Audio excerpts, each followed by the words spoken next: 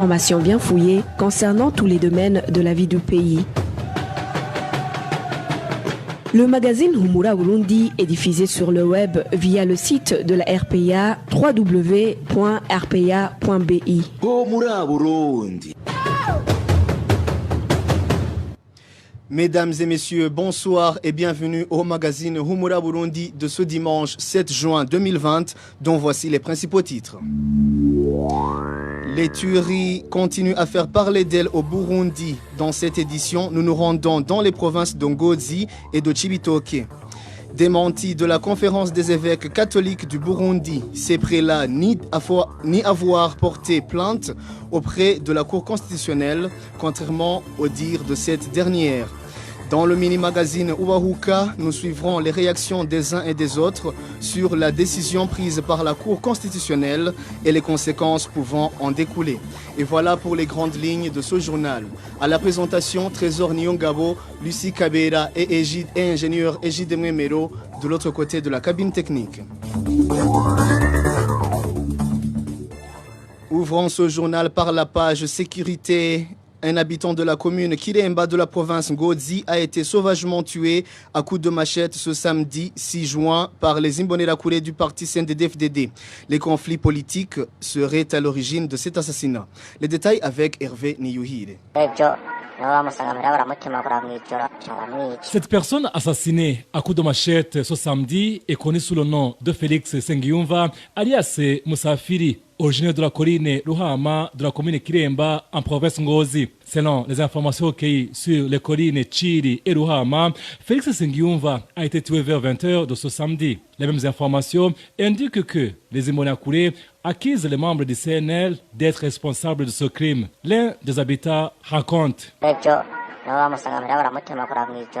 Hier soir, ils l'ont trouvé chez lui et l'ont tué à coups de machettes. Après l'avoir tué, ils ont propagé des rumeurs comme quoi les membres du parti CNL viennent d'assassiner leur ancien membre, l'accusant qu'il a quitté son parti pour adhérer au parti CNDD-FDD. Dès lors, la chasse à l'homme a commencé, surtout contre les membres du parti CNL. Par la suite, le commissaire est arrivé, accompagné des Imbonerakure, et ont procédé à l'arrestation des membres du parti CNL. Tous sont accusés d'avoir tué son membre du parti CNL alors qu'il a été tué par des Imbonerakure.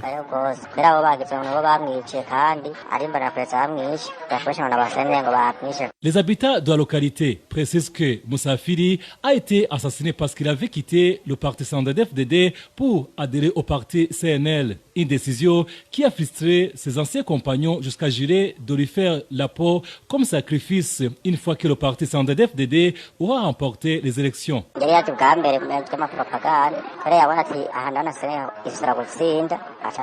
Il était venu avant la période de campagne électorale. Après avoir constaté que le CNL pouvait gagner les élections, il a changé de camp en quittant le CNDD-FDD. Après la proclamation des résultats, la victime a décidé de retourner dans le parti CNDD-FDD, vainqueur des élections. Comme les Imbonerakure ont douté de son retour parmi eux, ils l'ont tué en disant qu'il était leur sacrifice.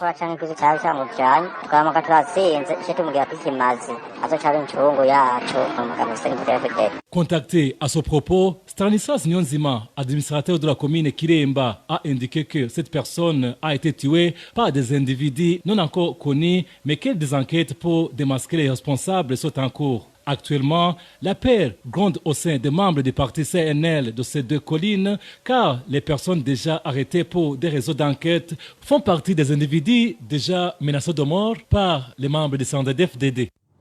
Merci à Hervé Niyuhire. En parlant toujours de tuerie, un présumé voleur a été tué la nuit de ce samedi à coups de machette sur la colline Munika, commune Rugombo de la province Cibitoke.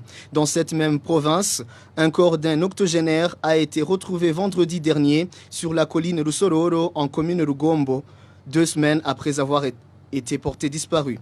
Les détails avec Emmanuel Ndaishimiye. C'était samedi soir, lorsqu'un présumé voleur a attaqué le domicile situé sur la colline Munyika 1, commune Rugombo, province Chibitoke. Selon les sources sur place, le chef de ménage a essayé de se défendre et le présumé voleur a été tué à coups de machette. La population indique que le chef de ménage et sa femme ont également été blessés. Le matin de ce dimanche, l'administrateur de la commune Rugombo s'est rendu sur les lieux pour récupérer le corps du présumé voleur. Dans la même province de Chibitoke, le corps d'un certain Paul Barahekenwa, un octogénaire, a été découvert sur la colline Rusororo de la commune Rugombo. La victime était introuvable depuis le 25 mai dernier. Paul Barahekenwa résidait à la 7e avenue de la commune Rugombo. La cause de sa mort reste inconnue. Nous n'avons pas pu joindre Béatrice Kaderi, administrateur de la commune Rugombo.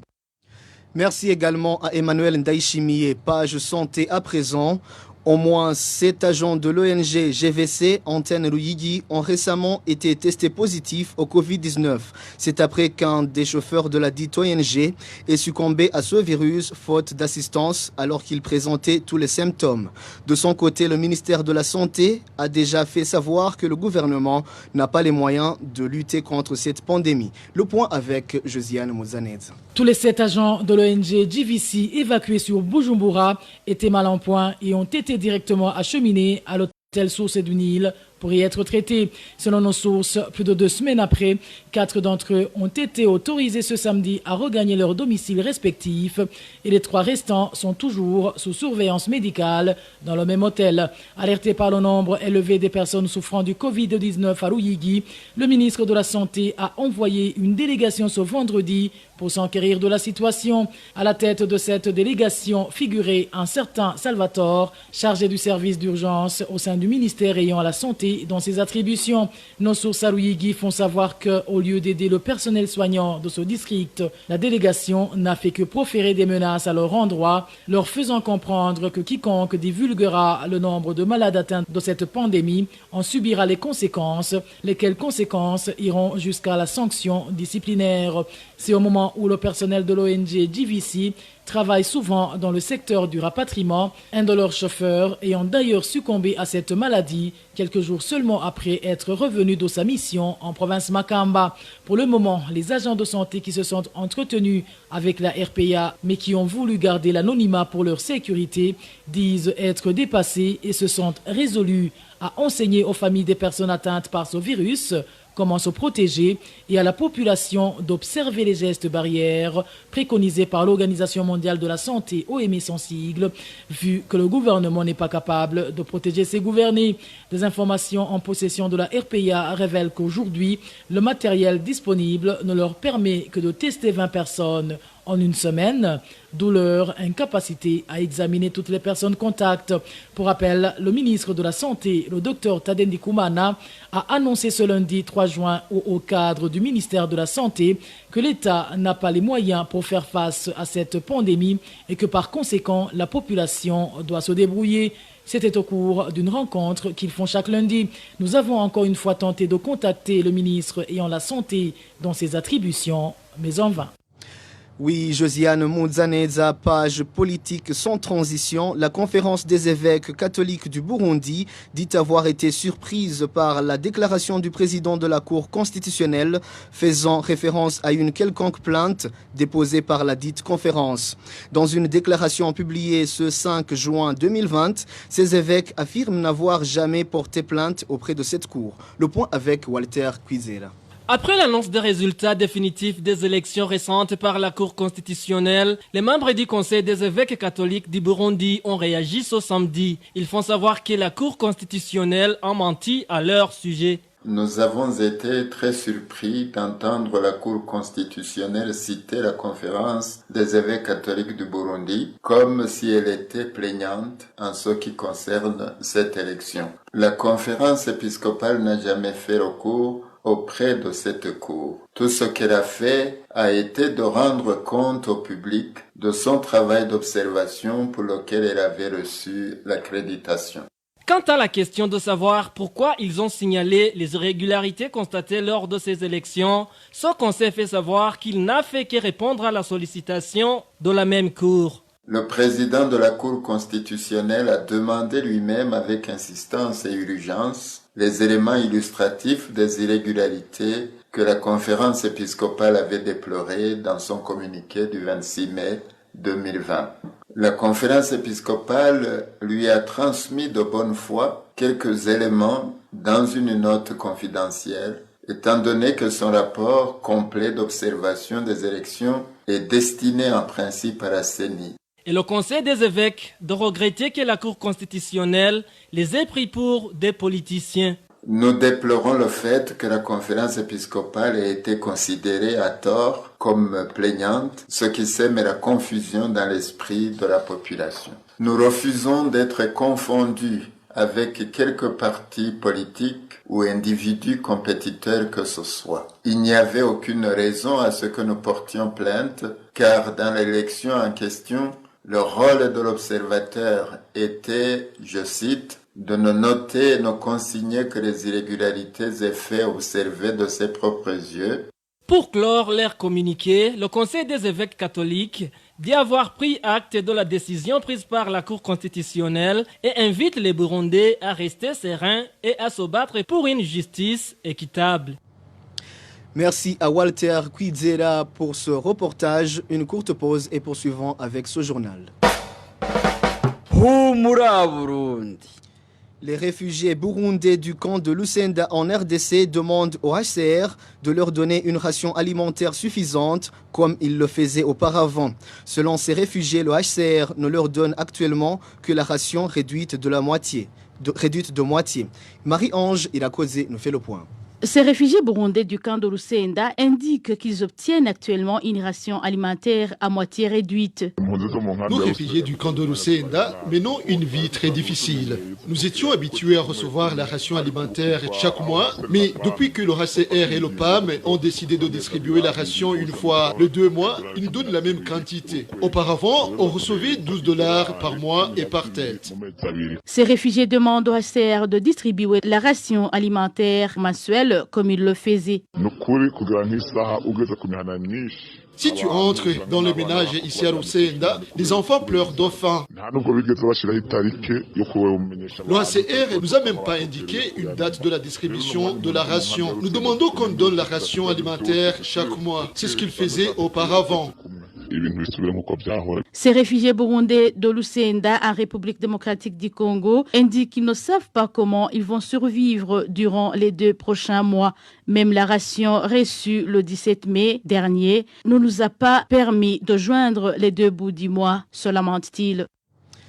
Merci à Marie-Ange Irakoze. Page gouvernance à présent, les propriétaires de motos et véhicules, surtout ceux du centre et de l'est du pays, demandent que l'octroi des certificats de contrôle technique soit à nouveau décentralisé.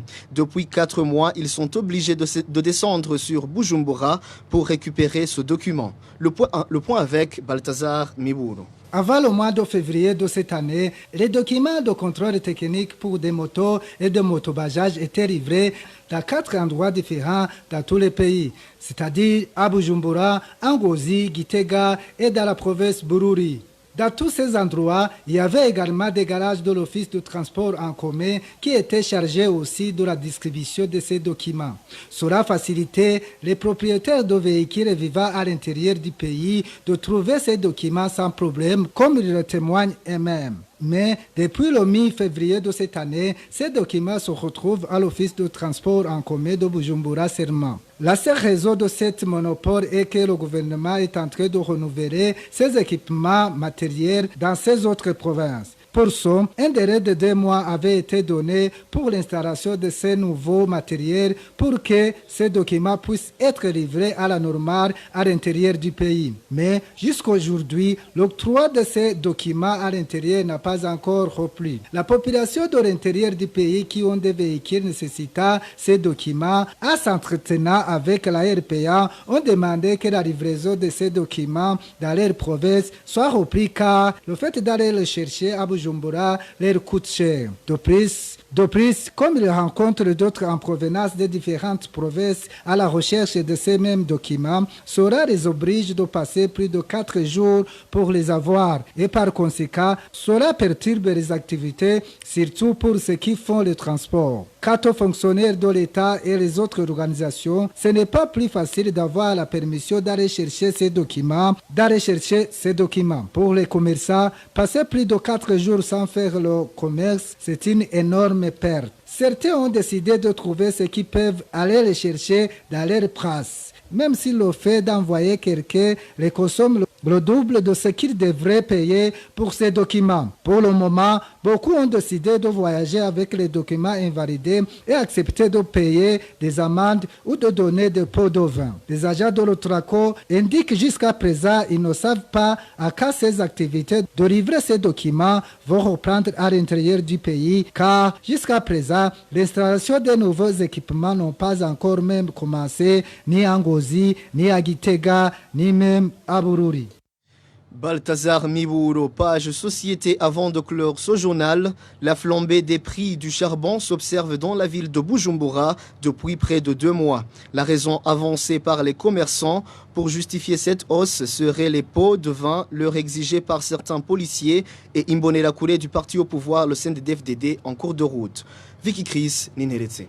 La préparation de la nourriture demande beaucoup de moyens ces derniers jours dans la ville de Bujumbura, selon ses habitants. Un récipient de charbon qui s'achetait à 500 francs s'achète actuellement à 1000 francs ou à 1200. Prenons aussi l'exemple d'une personne qui, pour préparer des aliments, utilisait une somme de 1000 francs. Actuellement, il utilise plus de 2000 francs bout. Le sac de charbon qui s'achetait à 29 000 francs, il s'achète actuellement entre 38 500 et 40 000 francs. L'argent dépensé en cours de route d'une manière forcée est la cause de la montée du prix du charbon. C'est cette explication que les vendeurs donnent aux habitants de Bujumbura. Les vendeurs nous expliquent qu'actuellement, ils ne gagnent presque rien car, lors du transport du charbon, des policiers et des Imbonela Koulé leur exigent une certaine somme d'argent. Cela donc entraîne une augmentation du prix du sac de charbon selon eux. C'est pourquoi les conséquences se font ressentir chez le consommateur. Les habitants de la ville de Bujumbura demandent aux autorités habilitées d'intervenir pour que les prix de cette denrée de première nécessité baissent.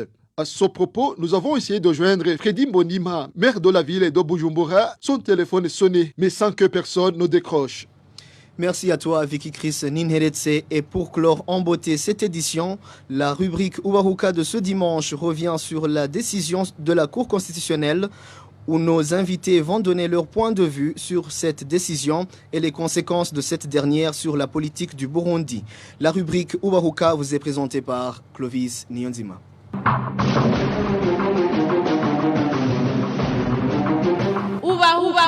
Uwaruka. Ce 4 juin 2020, la Cour constitutionnelle a communiqué les résultats définitifs des élections du 20 mai en validant les résultats présentés provisoirement par la CENI, comme quoi le CNDD-FDD est vainqueur des élections. Évariste Ndayishimiye est donc le futur président du pays pour un mandat de 7 ans prochain. Dans la rubrique Uwaruka de ce dimanche 7 juin 2020, nos invités vont nous partager leur point de vue sur la décision de la Cour constitutionnelle et les conséquences de cette décision sur la politique du Burundi. Au micro, vous êtes avec Clovis Nyonzima. Bienvenue. La RPA, c'est la voix de qui? RPA, c'est ma voix, c'est ta voix. Également, c'est la voix de tout le peuple burundais. Après la validation du CNDD-FDD comme vainqueur des élections par la Cour constitutionnelle, différentes opinions sur la décision se sont dégagées. Tassé Sioman indique que la décision de la Cour constitutionnelle ne l'a pas surpris et déplore que cette Cour n'ait pas su motiver sa décision. L'arrêt de la Cour constitutionnelle ne m'a pas surpris du tout, compte tenu de ce que nous sommes habitués à voir dans notre pays. Mais tout en ne me surprenant pas, l'arrêt m'a quand même affligé en tant que juriste de formation et en tant qu'un finaliste. Ça m'a affligé dans le sens où, que ce soit un tribunal de niveau inférieur et encore plus une cour comme la Cour constitutionnelle, quand elle rend un arrêt, il doit le motiver. Mais quand ils sont arrivés au véritable arrêt, au dispositif, ils n'ont fait que quelques minutes pour être rejetés de façon systématique les recours introduits par les 10 parties sans aucune motivation. Une cour aussi prestigieuse que la Cour constitutionnelle d'un pays doit savoir motiver son arrêt. Non seulement elle n'a pas motivé l'arrêt, mais aussi et surtout, elle n'a fait que reprendre des arguments sans fondement juridique tels que l'avait fait la CENI. Autre chose qui m'afflige, c'est que quand même, en rendant un arrêt de cette allure, c'est minimiser ses conséquences sur le pays. Parce que justement, quand vous devez analyser un recours en matière de contentieux électoral, avec ce que cela implique sur la vie d'une nation, vous devez être conséquent. Comme homme politique qui suit de près ce qui se passe dans notre pays, l'arrêt rendu par la Cour constitutionnelle ne m'a pas surpris du tout compte tenu de notre triste expérience, mais ça m'a fort affligé parce qu'on n'a pas mesuré les conséquences que cela peut entraîner sur la vie socio-économique et politico-sécuritaire de notre pays. Vital Nshimirimana, président du FOSC, affirme qu'au Burundi, aucune institution n'est capable de prendre une décision importante sans l'aval d'un groupe de généraux. Et la qualité de l'arrêt de la Cour constitutionnelle est à chercher, et tout d'abord dans la composition de la Cour constitutionnelle, parce que nous savons que cette Cour, tout comme la CENI, sont composées de membres entièrement acquis à la cause du CNDD et FDD au pouvoir. Tout est décidé dans les enceintes du CNDD-FDD et les deux institutions, la CENI, tout comme la Cour constitutionnelle, ne font que bénir la volonté du régime. En deuxième lieu, nous savons qu'à l'heure actuelle, compte tenu du terrorisme d'État qui prévaut, aucune institution n'est capable de décider en toute indépendance, de décider conformément à la loi, contre la volonté de la junte qui est au pouvoir. C'est cette junte militaire qui contrôle tout, qui supervise tout et qui surveille tout le monde. Et d'ailleurs, nous savons que le magistrat qui a eu le courage de s'opposer au troisième mandat de Pierre Nkurunziza en 2015 a été obligé de fuir le pays parce qu'il a subi bien des menaces. Donc, nous constatons que dans le même prolongement, les magistrats de la Cour constitutionnelle donc continuent à agir dans la stricte volonté du régime. Le politologue Yves Stéphane lui indique que malgré la défaite des opposants au régime, il leur reste une voie de recours dans l'Union africaine. Il ajoute aussi que le départ du président sortant est une avancée. L'ancien président n'a pas repris le pouvoir, mais on sait qu'il est dans l'ombre. Devant cela, je pense que le peuple burundais doit continuer d'imiter, d'écoute finalement, s'il y a eu changement de nom, qu'il puisse avoir vu aussi un changement de politique, de manière à ce que ça ne soit pas avec un prête-nom et que subitement le nouveau poste qui a été trouvé soit pas un poste sur lequel il y aura encore une influence. Donc, qu'est-ce que je vais dire concrètement? C'est, écoute, j'apprécie déjà les choses qui se sont faites, malgré que l'opposition est partie, un, désunie, et deux, que finalement, il y a eu un échec, mais cet échec, j'allais dire, c'est un combat qui est perdu, j'allais dire une bataille, mais pas le combat. Il faut continuer et aller vers l'avant, de manière à ce qu'il puisse avoir des changements véritables sur la vie des Burundais. C'est pourquoi je dis maintenant que la Cour constitutionnelle n'est pas revenue. Il y a un recours au niveau de l'Union africaine qui doit être fait, dont l'opposition a toujours ce moyen de recours. Et les observations, il n'y a pas eu d'observateurs internationaux. Quand il y a eu des troubles, quand le président a emprisonné des personnes, c'était factuel, sans les faits. On sait que c'était pas la volonté des Burundais, mais pour l'instant, la Cour constitutionnelle, c'est par rapport à la décision de la Cour constitutionnelle, je dis, écoute, finalement, c'est un simulacre, voilà, parce que, écoute, les procès-verbaux qui ont été remontés, voilà ce que ça donnait. La Cour constitutionnelle n'a pas tenu compte de cela, donc elle n'est ni libre, ni indépendante. En ce sens, elle n'est pas légitime pour installer le nouveau président parce que c'est pas la volonté des Burundais. Quelles sont donc les conséquences de cette décision sur la politique du Burundi?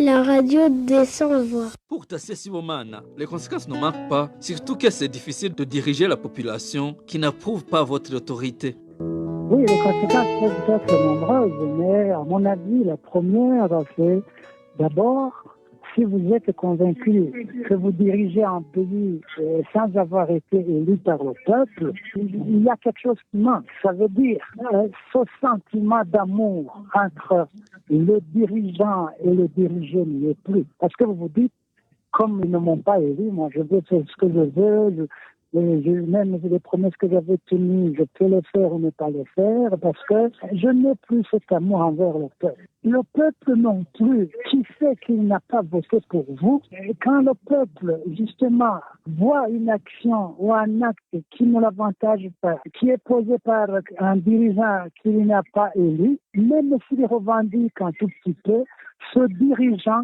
va être sur la défensive, ne va pas recevoir positivement ou favorablement la remarque, mais il va l'interpréter comme un refus, comme une désobéissance émanant justement de ce peuple qui ne l'a pas élu. Donc vous comprenez qu'il n'y aura jamais de confiance mutuelle et réciproque entre les dirigeants qui se disent « je vous dirige, je vous gouverne sans m'avoir élu » et un peuple qui se dit « tu nous diriges de force sans t'avoir élu ». Donc vous comprenez qu'il y a un problème. Autre chose, c'est que je ne suis pas un membre du parti qui avait saisi la Cour constitutionnelle, mais en tant que Burundais qui suis de fait ce qui se passe, d'autres conséquences peuvent survenir comme nous l'avons vu de par le passé dans notre histoire.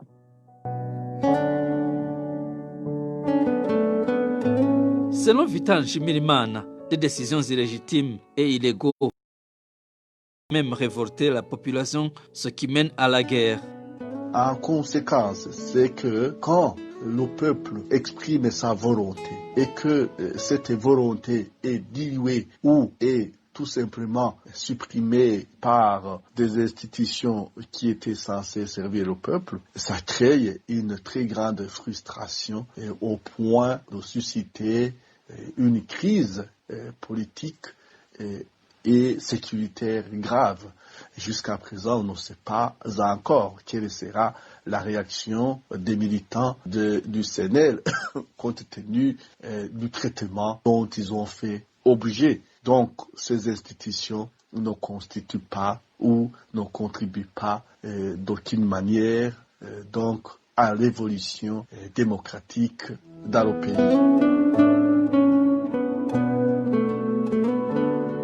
Yves Stéphane, lui aussi, ne nie pas d'éventuelles conséquences, tout en indiquant que ce qui reste est de savoir si le nouveau président est prêt au rétablissement de l'accord d'Arusha. Au cas contraire, la lutte va poursuivre. Il y aura une conséquence, donc j'attends de voir ces décisions maintenant. S'il y a des réserves, on va dire oui, on sait que écoute, ils sont sous pression. On va qualifier ces décisions comme une décision qui n'est pas libre, qui n'est pas indépendante, mais qui est prise par un certain nombre de personnes qui sont sous la coupe, j'allais dire, dans certains partis. Oui, mais si la Cour constitutionnelle joue le jeu du pouvoir, alors je dirais que non, la décision n'est pas une décision légitime. Donc c'était ça. Non, la décision n'est pas libre. Donc ce que je peux dire aujourd'hui, c'est que écoute, une fois, on sait que les élections n'ont pas été libres et n'ont pas été indépendantes et que pour l'instant, soit on attend le processus de paix qui garantit, et pour moi la chose la plus importante, c'est les accords d'Arusha. Est-ce que le nouveau président va garantir les accords d'Arusha? S'il les garantit, alors pour moi la première des choses, c'est qu'il limiter depuis un certain temps que le président Pierre Nkurunziza puisse partir, dont il est parti. Si les accords d'Arusha sont réhabilités, alors c'est une bonne chose. Si les accords d'Arusha ne sont pas réhabilités, alors on repart dans le même combat.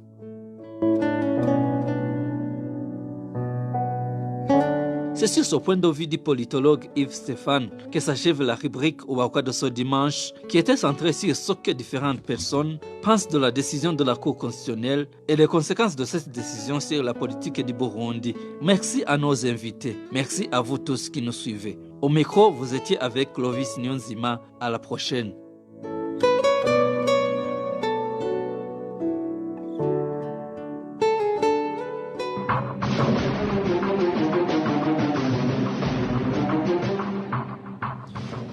Merci à Clovis Nyonzima pour le mini-magazine Obahuka. Et voilà, chers auditeurs de la RPA, nous arrivons à bon port. Merci de votre aimable écoute. Merci à l'équipe rédactionnelle de la RPA. Merci également à Lucie Kabera et à ingénieur Egide Mwemero pour leur bonne collaboration technique. À la présentation était Trésor Nyongabo. Passez une agréable soirée dominicale partout où vous êtes.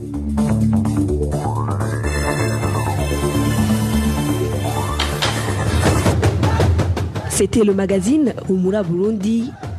Un magazine comprend pour relier les Burundais en exil et ceux toujours au pays à travers une information de qualité.